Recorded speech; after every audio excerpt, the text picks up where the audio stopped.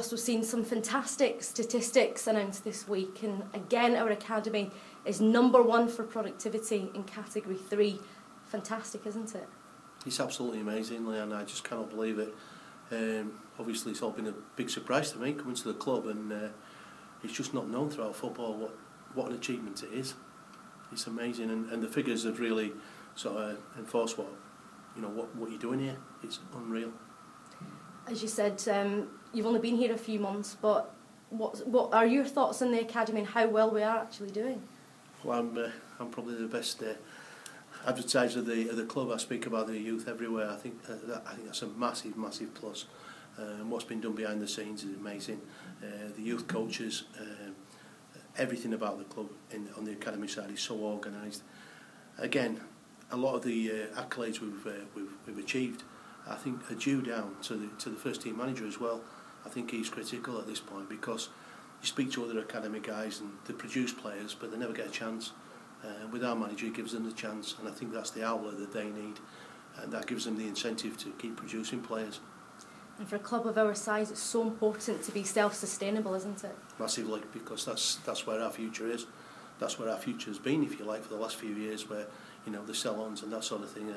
That's why we are where we are, and I think a lot of clubs are trying now to emulate that blueprint, really. But it doesn't happen overnight. This has happened for a few years, and now we're reaping the benefit of what's been planned, if you like, for the last 4 or 5 years. It just makes everyone feel so proud when you see Callum Camps, for example, walking out with the captain's armband on. It's amazing. Been here since he was 14 years old. It's amazing. I'm one of those sort of old school guys who just like see that, and I'm just so proud when I see the players just keep coming along.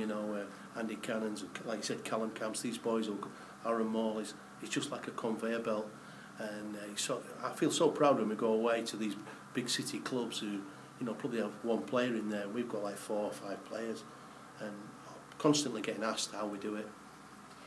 We are 2nd out of the 72 clubs for producing players and 3rd out of the 92 clubs. So this actually goes much wider than just the Category 3 level. It's UK-wide this, which is phenomenal. I don't think people realise the scale of this. We're talking 3rd nationwide, 92 clubs. You're competing with City, United, Liverpool, Tottenham, Chelsea, Newcastle, and we're 3rd. And when you look at their budgets and you look how much they're putting into academy football, what are they getting out of it? And I think this is where parents now are seeing they're better off coming to a club like Rochdale because they've got more chance of getting into that first team and moving on. I speak quite a lot about this, where there seems to be a brick wall. The players come through, they put all the money into the academies, they get to a certain age, and then it stops. They don't get that last push, if you like, into the first team.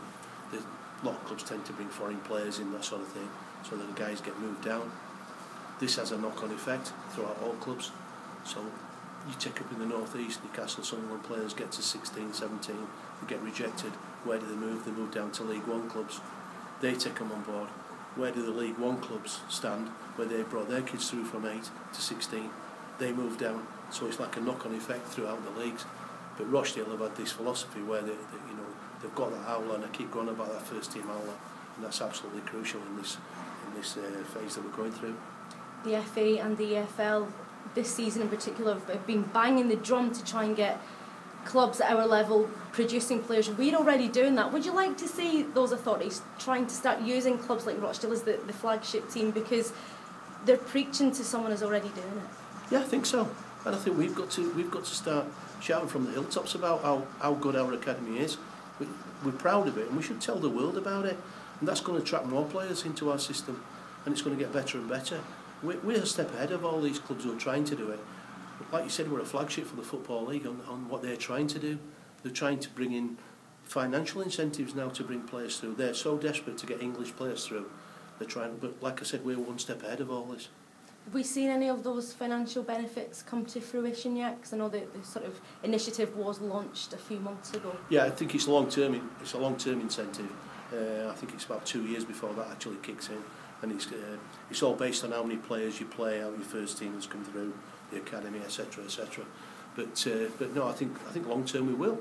But I think our benefits are bringing players through, and then obviously move on to bigger clubs.